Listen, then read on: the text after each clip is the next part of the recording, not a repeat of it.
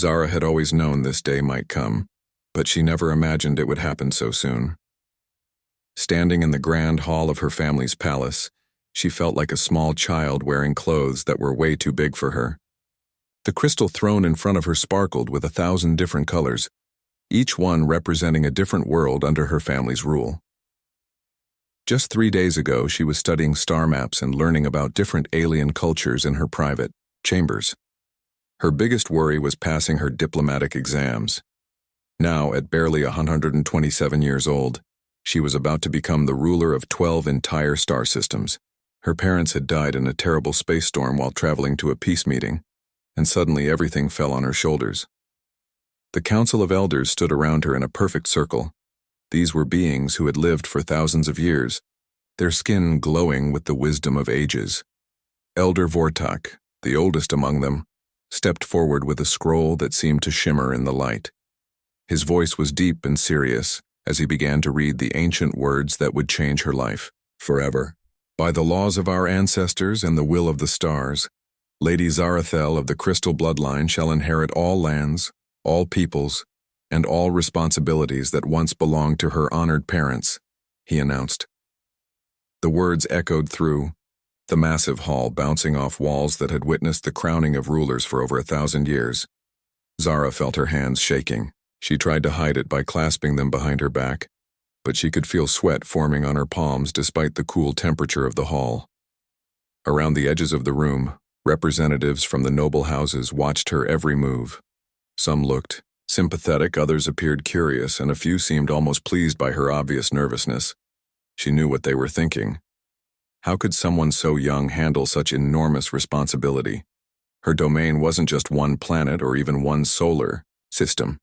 She would be responsible for the lives and happiness of nearly 3 billion beings spread across dozens of different worlds. Some of these beings she had never even met. Some spoke languages she was still learning. Some had customs and traditions that were completely foreign to her. The weight of it all hit her like a giant wave. There were trade agreements to manage, with species that lived on the other side of the galaxy. There were disputes between different colonies that needed her judgment. There were military decisions that could affect the safety of entire planets. There were economic policies that could make the difference between prosperity and poverty for millions of families. Elder Vortak continued reading from the ancient scroll, listing all the duties and powers that came with the throne.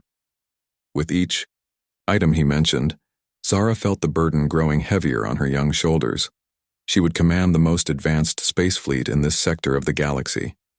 She would make decisions about laws that affected how people lived their daily lives. She would represent her people in meetings with other rulers who had centuries more experience than she did. As the ceremony continued, memories of her parents flooded her mind. She remembered how her mother would spend hours each day reading reports from different worlds, making careful notes and asking detailed questions about every decision. She remembered her father practicing speeches late into the night, wanting to make sure he said exactly the right thing during important meetings. They had made it look so easy, but now she understood just how much work went on behind the scenes.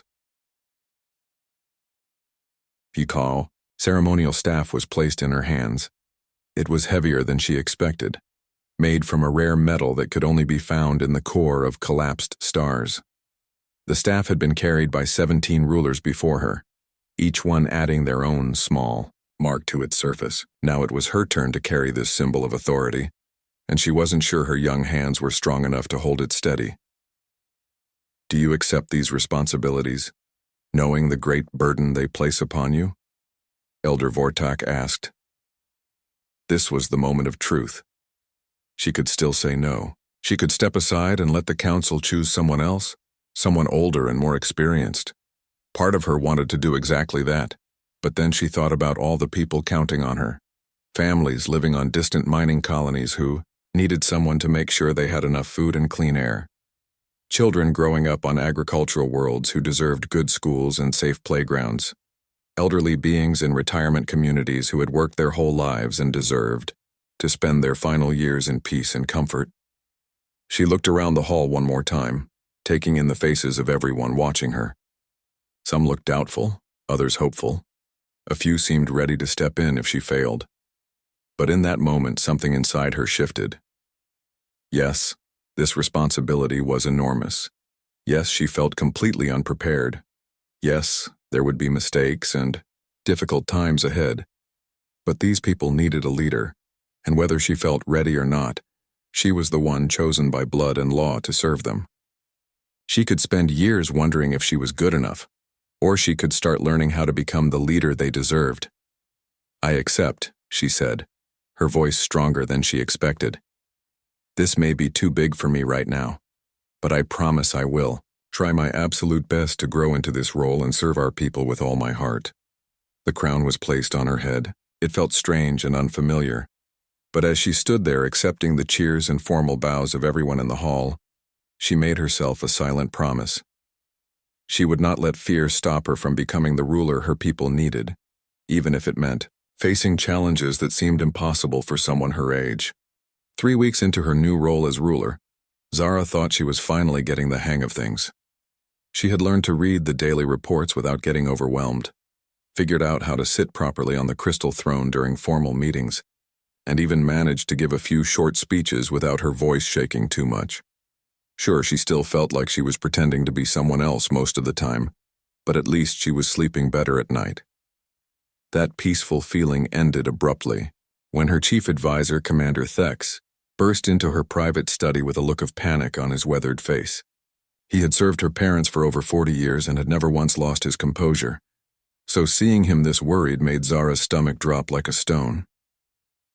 "Your Majesty, we have a serious problem," he said, his usual calm voice tight with stress.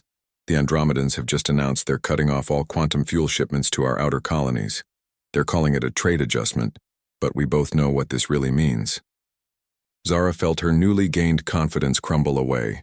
Quantum fuel was like the blood that kept their civilization alive. Without it, the massive generators that provided power to entire planets would shut down. The space stations that housed millions of families would go dark and cold. The transport ships that carried food and medicine between worlds would be stranded wherever they happened to be when their fuel ran out. "How long do we have?" she asked, trying to keep her voice steady, even as her mind raced through all the terrible possibilities. "The outer colonies have maybe 6 weeks of emergency reserves," Commander Thex replied. "The inner worlds have more, but if this drags on, we're looking at a complete breakdown of everything we've built out there. Millions of people could be affected." Zara walked over to the giant star map that covered one entire wall of her study. Little lights showed the locations of all their colonies, trade routes, and allied territories. The outer rim colonies looked so small and vulnerable, scattered like lonely islands in an ocean of empty space. These weren't just dots on a map to her. Each one represented real families, real communities, real people who were counting on her to keep them safe. "What do the other advisors suggest?" she asked, though she had a feeling she already knew the answer. "They want to go through the usual diplomatic channels," Commander Thex said with a sigh. "Send formal protests, request mediation through the Galactic Trade Council, maybe offer some small concessions to get negotiations started. The problem is, that process could take months, and we don't have months." Zara studied the map more carefully, tracing the trade routes with her finger. The Andromedans controlled the largest quantum fuel refineries in this part of the galaxy. They were known for being tough negotiators who respected strength and direct action more than polite diplomatic language. Her parents had always dealt with them through careful traditional methods, but those methods assumed you had plenty of time to work things out. "What if we tried something different?" she said slowly, an idea beginning to form in her mind. Commander Thex raised an eyebrow. "Different how?" "What if I went to meet with their high commander directly, face to face, leader to leader, without all the usual diplomatic protocols and formal procedures?"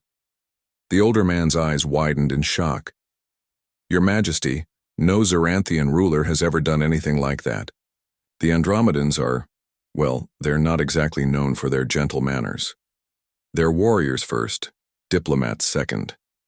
High Commander Krixtal especially has a reputation for being incredibly difficult to deal with. But that's exactly why it might work," Zara said, feeling more confident as she thought it through. "They respect bold action. If I show up personally, it proves I'm taking this seriously. It shows I'm willing to take risks for my people." Commander Thex shook his head firmly. It's too dangerous. You're still learning how to handle normal diplomatic meetings. The Andromedans use intimidation tactics that would challenge even experienced negotiators. High Commander Krixtal stands nearly 9 feet tall and has been known to make grown diplomats cry just by staring at them. Then maybe that's exactly what I need to face, Zara replied. I can't spend my whole reign hiding behind other people and following safe traditional approaches. Sometimes the safe approach isn't actually safe at all, especially when millions of lives are at stake. She turned back to the star map, pointing to a small neutral space station called Titan 7. This is where most interspecies negotiations happen, right? It's neutral territory, so both sides would be on equal ground. Technically, yes, but Your Majesty, please reconsider. If this goes wrong, it could make the situation much worse. The Andromedans might see a direct meeting as either a sign of desperation or an insult to their normal procedures. Zara felt that familiar flutter of fear in her stomach, the same feeling she'd had during her coronation ceremony. This was definitely too big for her. She had never negotiated anything more complicated than trading desserts with her classmates back in school. High Commander Krixtal had been making deals and commanding respect for longer than she had been alive. But then she thought about the families living on those distant colonies, parents trying to explain to their children why the lights might go out soon, elderly people who had moved to the outer worlds for peaceful retirement suddenly facing the possibility of being stranded far from medical care, young couples just starting their lives together, wondering if they would have to abandon their new homes. Commander Thex, she said, turning to face him with determination she didn't entirely feel. How long would it take to arrange a meeting at Titan 7? He looked at her for a long moment, clearly seeing that she had made up her mind. Finally, he sighed and pulled out his communication device. I can have initial contact made within the hour. But Your Majesty, if we're really doing this, you'll need to spend every available moment before the meeting studying Andromedan culture, their negotiation styles, and everything we know about High Commander Krixtal personally. Then let's get started, Zara said. And, Commander, make sure the message to the Andromedans makes it clear that I'm coming personally. I want High Commander Krixtal to know that the ruler of the Xeranthian domain considers this important enough to handle face-to-face. As Commander Thex left to make the arrangements, Zara remained standing in front of the star map. The little lights representing her colonies seemed to flicker slightly, though she knew it was just her imagination. In a few days, she would be sitting across from one of the most intimidating negotiators in the galaxy, trying to save millions of lives with nothing but her wits and her willingness to take a risk that terrified her. This is definitely too big for me, she whispered to herself. But I have to try. The space station Titan 7 looked like a giant metal flower floating in the darkness of space. As Zara's ship approached the docking bay, she pressed her face against the small window and tried to calm her racing heart. She had spent the entire 3-day journey studying everything she could about Andromedan culture, but reading about something and actually facing it were two completely different things. Her hands were shaking as she reviewed her notes one last time. Andromedans valued strength above all else. They saw politeness as weakness and considered long speeches a waste of time. They communicated through actions more than words, and they had little patience for what they called soft diplomacy. High Commander Krixtal in particular was known for testing every person he met, looking for signs of fear or uncertainty. Your Majesty, we're about to dock, announced Captain Nix, her personal pilot. Are you ready for this? Zara took a deep breath and straightened her shoulders. As ready as I'll ever be, she replied, though her stomach felt like it was full of dancing butterflies. The meeting room on Titan 7 was deliberately neutral, plain metal walls, basic furniture, and lighting that was comfortable for most species. But when the doors opened and High Commander Krixtal entered, the space suddenly felt much smaller. He was even more intimidating in person than she had imagined. Nearly 9 feet tall, with 4 powerful arms and skin that looked like polished black stone, he moved with the confident grace of someone who had never doubted his own strength. Behind him came 2 other Andromedan officials, almost as tall and equally impressive. They arranged themselves across from Zara's small delegation, and suddenly she felt like a child who had wandered into a room full of giants. High Commander Krixtal sat down without any formal greeting, his four eyes studying Zara with an intensity that made her want to look away. When he finally spoke, his voice was like distant thunder. "So," he said, "the Zaranthians send a child to negotiate with warriors. Is this meant to be an insult? Or do your people simply have no one else to send?" Zara felt her cheeks burn with embarrassment and anger, but she forced herself to meet his gaze. This was exactly the kind of test she had read about. He was trying to make her react emotionally, to prove she was too young and inexperienced for this kind of meeting. "I came here personally because this matter is too important to leave to others," she replied, keeping her voice as steady as possible. When millions of lives are at stake, a true leader handles things personally. One of Krixtal's four eyes seemed to narrow slightly, but he said nothing. The silence stretched on for what felt like forever, and Zara realized this was another test. He was waiting to see if she would start babbling nervously or begging for his attention. Instead, she pulled out a small tablet and placed it on the table between them. "I understand you have concerns about the current trade arrangements," she said calmly. "I'd like to hear what those concerns are." For the next 2 hours, High Commander Krixtal laid out a list of complaints that seemed to go on forever. The Andromedans felt that the current quantum fuel prices didn't reflect the true value of their product. They were frustrated with what they saw as Zaranthian arrogance in previous negotiations. They wanted more respect for their military contributions to regional security. Zara listened carefully to every word, taking notes and asking questions when she needed clarification. She didn't argue or get defensive, even when some of his criticisms stung. She was beginning to understand that beneath all his intimidating behavior, High Commander Krixtal was actually trying to solve real problems, not just create trouble. The second day of meetings, things got even more challenging. Krixtal began questioning not just the trade arrangements, but Zara's right to be there at all. "You are barely more than a hatchling," he said, using the Andromedan term for someone very young.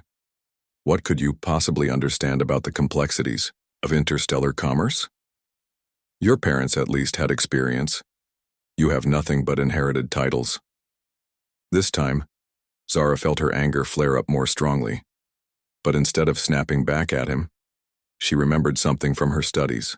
Andromedans respected practical knowledge and problem-solving ability more than anything else. Words alone would never convince him. She needed to show him something concrete.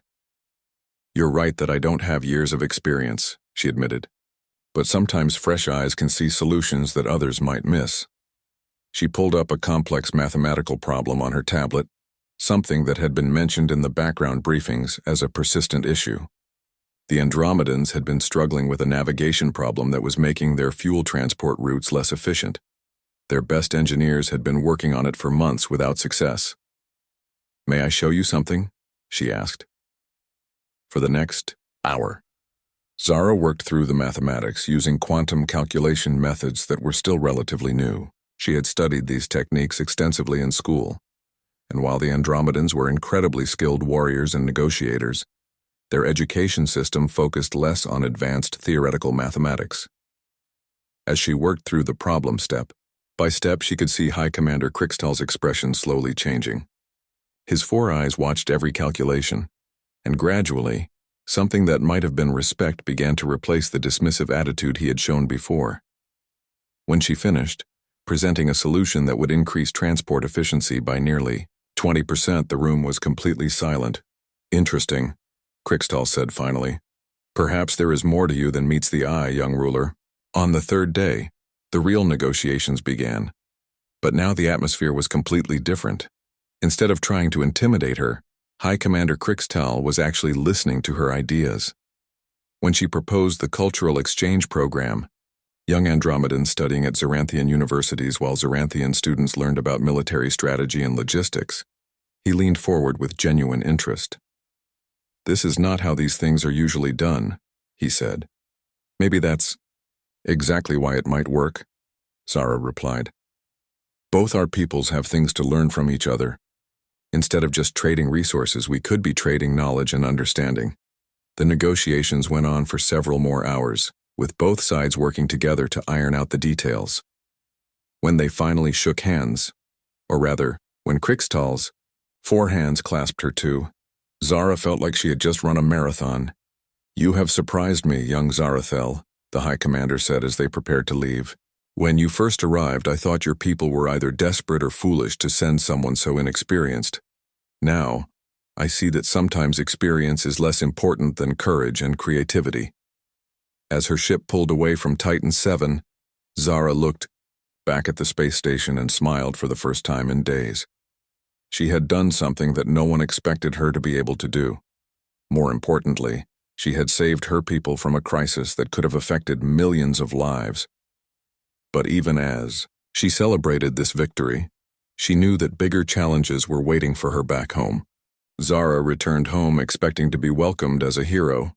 The fuel crisis was solved, the outer colonies were safe, and she had managed to create a completely new kind of relationship with the Andromedans. For the first time since becoming ruler, she felt like maybe she really could handle this job after all, but the celebration she expected never came. Instead of cheers and congratulations, she found hushed conversations that stopped whenever she entered a room. Instead of smiles from her advisors, she saw worried faces and uncomfortable glances. Something was very wrong, and it didn't take long for her to figure out what it was. The problem started with Lord Vextar, who controlled most of the mining operations in their territory. He was an older man who had worked closely with her parents and had always seemed supportive during her first few weeks as ruler. But apparently her success with the Andromedans had made him nervous rather than proud. "She's moving too fast," she overheard him saying to a group of other nobles during what was supposed to be a private meeting. "These young rulers always think they can change everything overnight. Mark my words, this reckless behavior will bring disaster on all of us." Duchess Silandra, who managed the agricultural worlds, was even more direct in her criticism. "A cultural exchange program with the Andromedans? What's next, inviting them to our most secure facilities? This girl has no idea what she's risking with all these dangerous innovations." At first, Zara tried to ignore the whispers and complaints. Every leader faced criticism, she told herself. Her parents had certainly dealt with their share of difficult nobles over the years. But as the days went by, the opposition seemed to be growing stronger rather than fading away. The breaking point came during a routine council meeting 2 weeks after her return. Zara was presenting her ideas for expanding the cultural exchange program to include other allied species when Lord Vextar stood up and interrupted her mid-sentence. "Your Majesty," he said, his voice dripping with false politeness, "with all due respect, don't you think you're trying to change too many things at once? Your parents built our current system over decades of careful planning. Perhaps it would be wiser to slow down and consult with those of us who have more experience." Zara felt her cheeks flush with embarrassment and anger. Being interrupted during a formal presentation was incredibly rude by any standard, but doing it in front of the entire council was almost insulting. Still, she kept her voice calm and professional. "I appreciate your concerns, Lord Vextar, but the cultural exchange program has already proven successful. The Andromedans are sharing navigation techniques that will save us millions in transport costs, and our quantum mathematics are helping them solve problems they've been struggling with for years." "That's exactly my point," Duchess Silandra chimed in. "We're giving away our most valuable knowledge to people who were our enemies just a few years ago. What happens when they use our own techniques against us?" Other voices joined in, and suddenly the orderly council meeting turned into a heated argument. Some members supported Zara's approach, but others seemed to have been waiting for an excuse to voice their doubts about her leadership. The room filled with shouting voices, pointing fingers, and accusations flying back and forth. "Enough," Zara finally called out, standing up so quickly that her chair fell over backward. The room went silent. "This meeting is adjourned. We'll continue this discussion when everyone has had time to cool down." As the council members filed out, many avoiding eye contact with her, Zara slumped back into her chair and put her head in her hands. This was so much worse than dealing with High Commander Krixtal. At least he had been honest about his hostility. These people were supposed to be on her side, but they were undermining her in ways that felt almost sneaky. Captain Nix, who had been standing guard at the back of the room, approached her cautiously. "Your Majesty, I think there's something you need to know." "What now?" Zara asked wearily. "I've been hearing rumors. Some of the nobles have been meeting in private, talking about whether you're really ready for this position. There's talk about alternative arrangements." Zara's head snapped up. "What kind of alternative arrangements?" "I'm not sure exactly, but Lord Vextar has been having a lot of quiet conversations with military commanders, and Duchess Silandra has been reaching out to economic leaders on different worlds. It feels like they're building some kind of coalition." The implications hit Zara like a punch to the stomach. They weren't just complaining about her policies. They were actively working to remove her from power. The very people who were supposed to help her govern were plotting against her behind her back. That night, Zara couldn't sleep. She paced around her private chambers, trying to figure out what to do. Should she confront the conspirators directly? Should she try to win them over with compromises? Should she use her authority to simply shut down their opposition? None of those options felt right. Confronting them might force them to act more quickly. Making compromises might be seen as weakness and encourage them to demand even more. Using force against her own people went against everything she believed about leadership. As dawn broke over the capital city, casting long shadows through her window, Zara realized she had been thinking about this problem all wrong. She had been treating it like a crisis that needed to be solved quickly, the same way she had handled the fuel shortage. But this was different. This wasn't about external enemies or trade negotiations. This was about trust, legitimacy, and proving that she deserved to hold the position she had inherited. The solution, when it finally came to her, was both terrifying and brilliant in its simplicity. Instead of fighting her critics in private meetings and political maneuvering, she would face them in the most public way possible. She would submit herself to judgment not just by the nobles but by representatives of all the people she governed. It was called the Trial of Governance, an ancient ceremony that hadn't been used in over 200 years.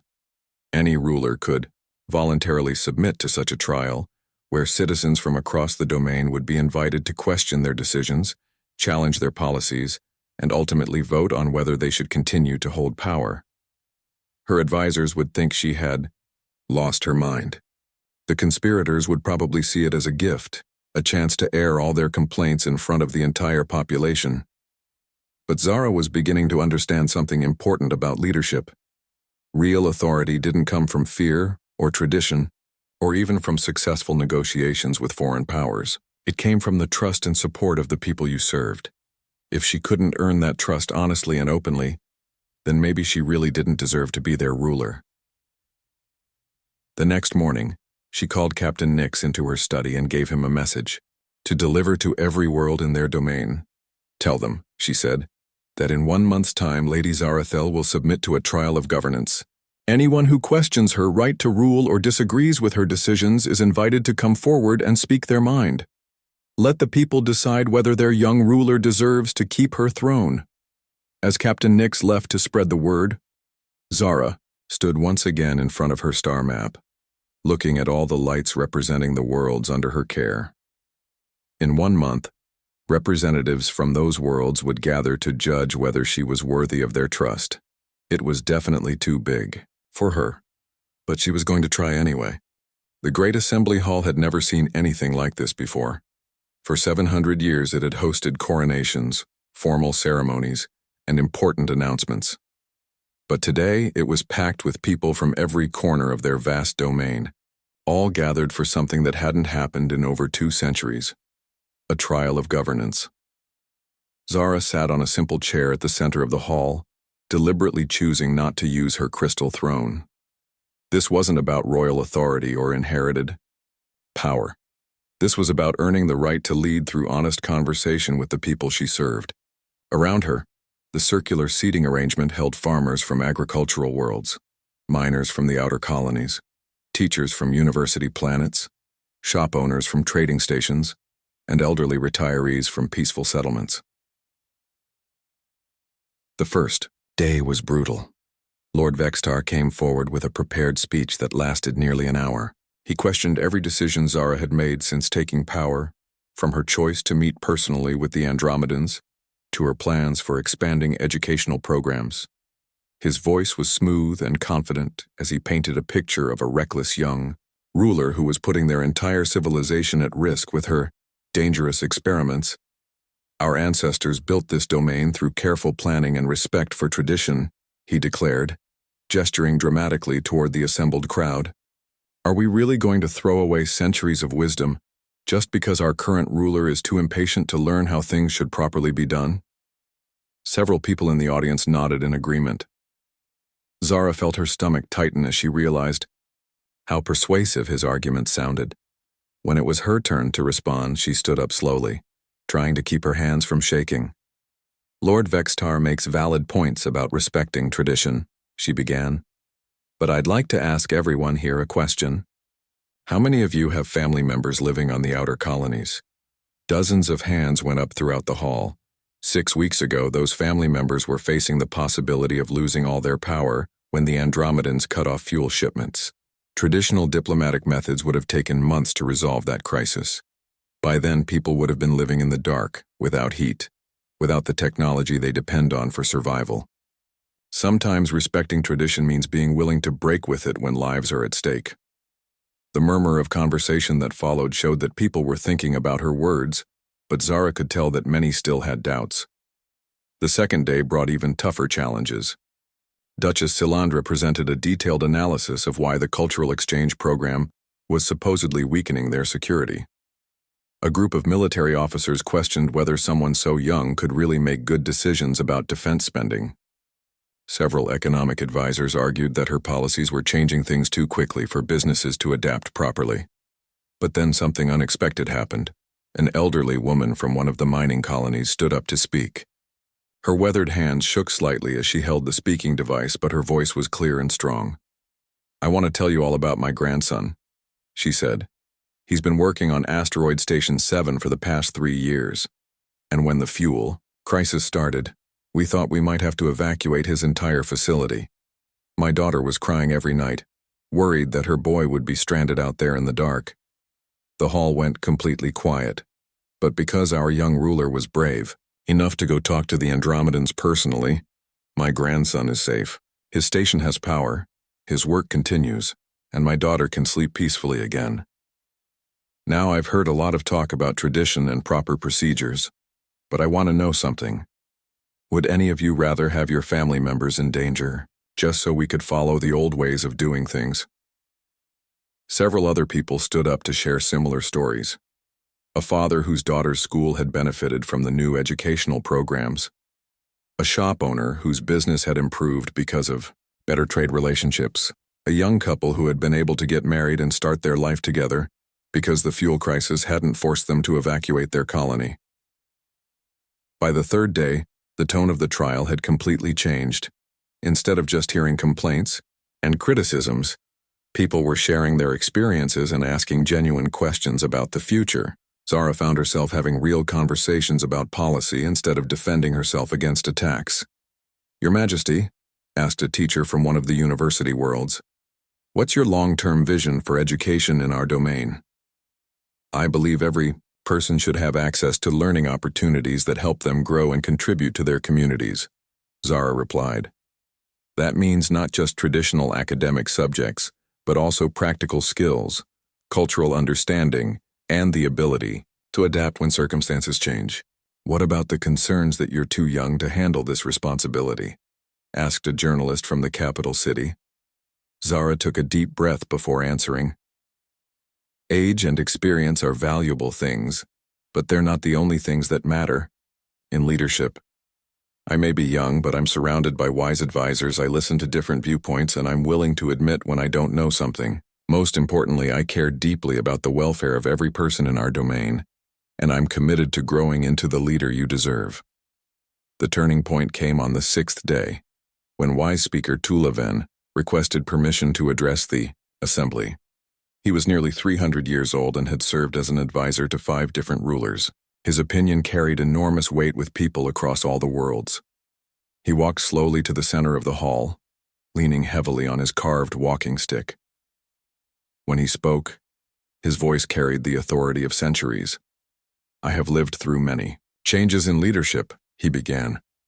I have seen rulers who were old and experienced, rulers who were middle-aged and practical, and now I have seen a ruler who is young and willing to take risks for her people. He paused, looking around the hall at all the assembled faces. True leadership is not about age or following traditions blindly. It is about having the courage to do what is right, even when it's difficult or frightening. When this young woman said, "This responsibility is too big for me, but I'll try," she showed more wisdom than many leaders twice her age. His words seemed to echo in the silence that followed. The willingness to admit your limitations while refusing to give up is not weakness. It is the foundation of all real strength. I have watched Lady Zarathel face challenges that would have broken some of my former rulers, and I have seen her grow stronger with each test. She has my complete support. The final vote wasn't even close. Representatives from every world, every profession, every background stood up to show their confidence in Zara's leadership.